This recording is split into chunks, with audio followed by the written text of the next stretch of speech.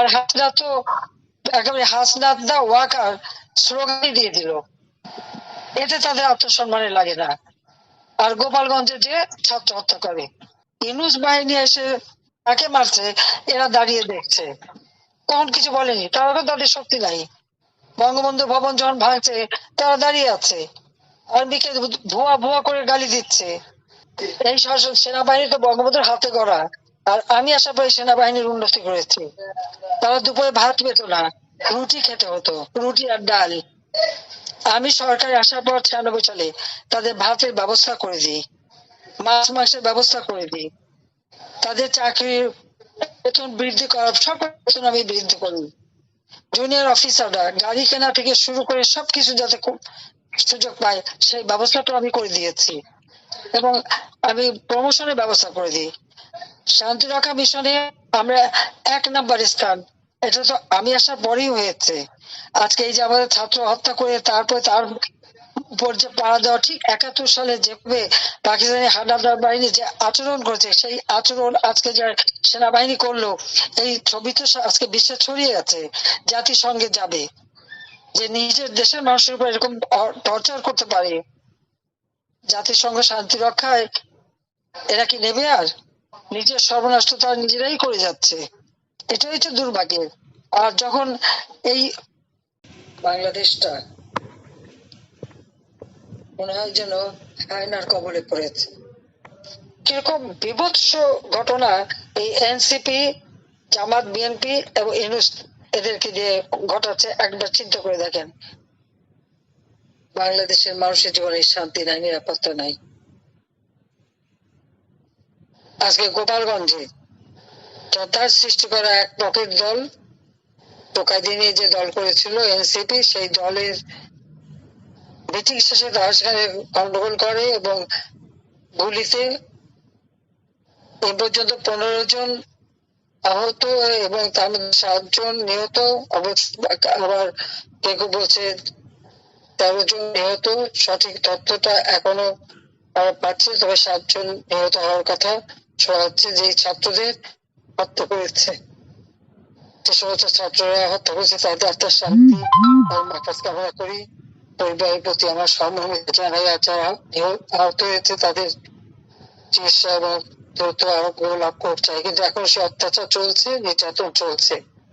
আর সেখানে এক দল বানিয়েছে ওই যে এনসিপি, তারা আবার সব জায়গায় যায়, এদের চাঁদাবাজি মাস্তানি আজকে মানুষের জীবনে নাবিশ্বাস উঠেছে। এবং আজকে গোপালগঞ্জে যে তার যে ন্যাক্কারজনক ঘটনা ঘটলো, তো এদের কারণে আজকে প্রায় 7-7টা প্রাণ ঝরে গেল, এবং আরো যারা আহত তাদের অবস্থা খুব আশঙ্কাজনক। ধারণা করা হচ্ছে যে 15 জনের মতো বোধহয় মৃত্যুবরণ করবে। আমি তীব্র প্রতিবাদ জানাচ্ছি, এবং সারা বাংলাদেশে আমাদের যারা গণতন্ত্র এবং স্বাধীনতা বিশ্বাস করে, যারা মানুষের অধিকারে বিশ্বাস করে, যারা গণতন্ত্রে বিশ্বাস করে, প্রত্যেককে আমি অনুরোধ করবো যে এই দুঃশাসনের অবসান ঘটানোর জন্য। আজকে যদি আমি প্রশ্ন করি, এই যে আবু সাঈদের হত্যা নিয়ে এত কথা টেলিভিশন আপনারা দেখলেন, বুক পেটে দিল, তাকে গুলি করা হলো, তার পোস্টমর্টম বা ফরেনসিক করা হয় না কেন? সেটা করা হলে দেখা যাবে যেগুলি পরিকল্পিত হত্যাকাণ্ড। শুধু ক্ষমতায় গেলে লাশ ফেললেও সরকার পড়বে। যখন 6 জন মারা গেল, আমি জুডিশিয়াল এনকোয়ারি কমিশন গঠন করে তদন্ত করার ব্যবস্থা করলাম, এবং যারা আহত প্রত্যেকের চিকিৎসার ব্যবস্থা করলাম। পারেন এই যে আজকে গোপালগঞ্জে যে ঘটনা তারা ঘটালো, অথচ দোষ সব ছাত্রলীগের। কেন ছাত্রলীগ নিষিদ্ধ হবে? আজকে এই যে উপদেষ্টাদের মধ্যে অনেকেই তো ছাত্রলীগ করতো, ছাত্র এরাই তো যত অপকর্ম করে বদনামটা ছাত্রলীগের কাঁধে রেখে তারা দিব্যি এখন বিক্রি হয়ে এখন তারা ইউনূসের চালা। ছাত্রলীগ নিষিদ্ধ, আওয়ামী লীগের নিবন্ধন বাতিল, এমনকি আমাদের নৌকা সিম্বল নাকি নিয়েছে, ওটা আমার পার্টির সিম্বল। 1949 সালে এই পার্টি যখন থেকে প্রতিষ্ঠিত হয়েছে, তখন থেকে তাদের এই সিম্বল। 1954 সালে প্রথম সাধারণ নির্বাচন যুক্তফ্রন্টের এই নৌকা মার্কা নিয়েই সেই নির্বাচন, যেটা আমার দলীয় মানে সিম্বল, এটা তো তাদের বাতিল করার কোনো অধিকার নাই। তার মানে কি, আওয়ামী লীগের ভোটের অধিকার তারা কেড়ে নিচ্ছে, গণতান্ত্রিক অধিকার সাধারণ মানুষের। সাধারণ মানুষের যে ভোটের অধিকার সেটাও তারা কেড়ে নিয়ে যেতে চাচ্ছে। তা আমি এই হত্যাকাণ্ডের তীব্র প্রতিবাদ জানাই এবং সারা দেশের মানুষকে আমি প্রতিবাদ করবার জন্য এবং প্রতিরোধ গড়ে তোলার জন্য আমি আহ্বান জানাচ্ছি। কেউ এখন আর ঘরে বসে থাকার সময় নেই, সবাইকে যে যা আছে তাই নিয়ে এখন পথে নামতে হবে এবং এই দুর্ঘটনার হাত থেকে দেশকে মুক্ত করতে হবে। এবং এখনো টেলিভিশনে গোপালগঞ্জের যে চিত্র দেখাচ্ছে, চিত্র তার থেকে বেশি ভয়াবহ। অলিতে গলিতে ঢুকে ঢুকে মানুষকে গুলি করছে। তাদের অপরটা কি করলো? তাদের আর যায় কেন সেখানে? কাজে এই ঘৃণ্য অপরাধের জন্য এই এনসিপির সব কটা যারা ওখানে যে এই ঘটনা ঘটিয়েছে তাদের শাস্তি দাবি করি এবং দেশের মানুষের জানমালের নিরাপত্তা দিতে হবে এবং সবাইকে সোচ্চার হতে হবে এই দুঃশাসনের হাত থেকে মুক্তি করার জন্য।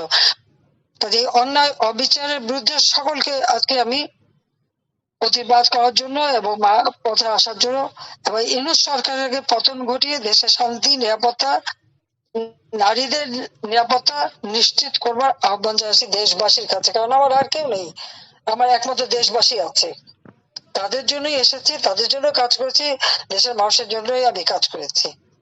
কাজে মানুষই আমার, এটাই তো আমি বাংলাদেশের সাধারণ জনগণকে তো আমার পরিবার হিসেবে নিয়েছি। কাজে তাদের মঙ্গলের জন্য আমি কাজ করেছি। কাজে আজকে গোপালগঞ্জে যে জঘন্য হত্যাকাণ্ড ঘটিয়েছে আমি তার তীব্র প্রতিবাদ জানাই। ওদের জন্য দায়ী তাদের বিরুদ্ধে ব্যবস্থা নেওয়া হোক এবং তাদের শাস্তিমূলক দৃষ্টান্তমূলক শাস্তি দেওয়া হোক, সেটাই আমি চাই। আর সারা বাংলাদেশকে আমি আহ্বান করবো এবং যারা বিদেশে আছেন সবাইকে বলবো এই অন্যায় ঘটনার প্রতিবাদ করুন। জঙ্গি ইউনূসের হাত থেকে দেশকে রক্ষা করুন, দেশের মানুষকে রক্ষা করুন, নারীদের রক্ষা করুন, শিশুদের রক্ষা করুন। আজকে এখানে বিদায় নিচ্ছি। প্রিয় দর্শক, এতক্ষণ আমরা শেখ হাসিনার কিছু কথা শুনছিলাম। উনি ফোন আলাপের যে বিষয়গুলো তুলে ধরেছেন উনি যে কথা বলেছেন, এটি এর আগেও উনি এই বিষয়ে কথা বলেছেন বিভিন্ন ইস্যু নিয়ে। তবে এখন গোপালগঞ্জের ঘটনাকে কেন্দ্র করে উনি যে বিষয়টি ওনার কথাগুলো এসেছে তার মধ্যে দেশের বিভিন্ন পরিস্থিতির প্রেক্ষাপট তৈরি করেছেন উনি বা কথা বলেছেন। সেই জায়গায় ওনার কথার মধ্যে কিন্তু বেশ কিছু শব্দগুলো যেগুলো আমরা এর আগেও বারবার বিষয়গুলো নিয়ে কথা বলার জন্য জনগণ চেয়েছে, কিন্তু জনগণ মুখ খুলতে পারেনি। জনগণ বা দেশের মানুষের জন্য করা বা দেশের মানুষ এগিয়ে আসা, এই শব্দগুলো কিন্তু প্রিভিয়াস গভর্নমেন্ট গুলোর কাছে আমরা শুনিনি বললেই চলে। গত 16 বছরের বিষয়টি টোটাল ডিফারেন্ট একটি ইস্যু, যেটি আমরা বারবারই বিভিন্নভাবে বিভিন্ন সেক্টরগুলোকে একতরফা ভাবে নিয়ন্ত্রণ করার পাশাপাশি জনগণের কোনো ধরনের কথা বলার যে স্কোপ এটাও কিন্তু ছিল না। সেই জায়গায় আজকে কিন্তু উনি যেভাবে কথা বলছেন জনগণকে সামনে এগিয়ে আসার বিষয় বা জনগণকে বা জনগণ নিয়ে বিতাড়িত করার ইন্টারগ্রুপ ডক্টর ইউনূসকে, এগুলো বিভিন্ন বিষয় নিয়ে কথা বলছেন। আসলে ওনার সময় মানুষের যে মুখের ভাষা এটাও কিন্তু অনেক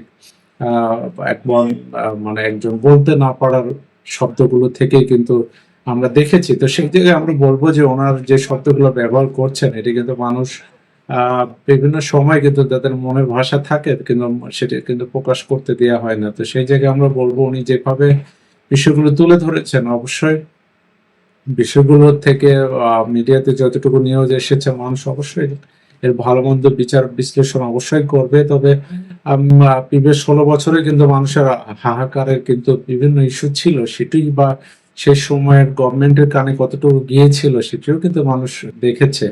তো সেই বিচার বিশ্লেষণায় এখনকার সময় মানুষ কতটা কোনটা যৌক্তিক না, কোন বিষয়গুলো আসলে জনগণের মনে লাগবে এটিও কিন্তু বিচার বিশ্লেষণ জনগণই করবে। অর্থাৎ আমাদের আশা থাকবে যে কোনো অনৈতিক হত্যাকাণ্ড বা যে কোনো বিষয়গুলো করার ক্ষেত্রে অবশ্যই আইনশৃঙ্খলা বাহিনী এবং তাদের জায়গা থেকে গুরুত্বপূর্ণ ভূমিকা রাখা উচিত। যে কোনো অনাচার এবং অবিচার থেকে যেন তারা সতর্ক থাকে এবং মানুষ যেন কোনো রকম আনএথিক্যাল ভাবে কোনো ধরনের হয়রানির শিকার না হয়। এটিও কিন্তু মানুষের একটা ন্যায্য অধিকার যে মানুষ যেন এই সমাজে সুন্দরভাবে নিজেদেরকে বসবাস করতে পারে এবং তাদের ফ্যামিলি নিয়ে বসবাস করতে পারে। আমাদের আশা থাকবে সকল রাজনৈতিক দল এবং সকল ধরনের গভর্নমেন্টকে জনগণকে এককেন্দ্রিক ভাবে কোনো ধরনের বিপদে না ফেলা।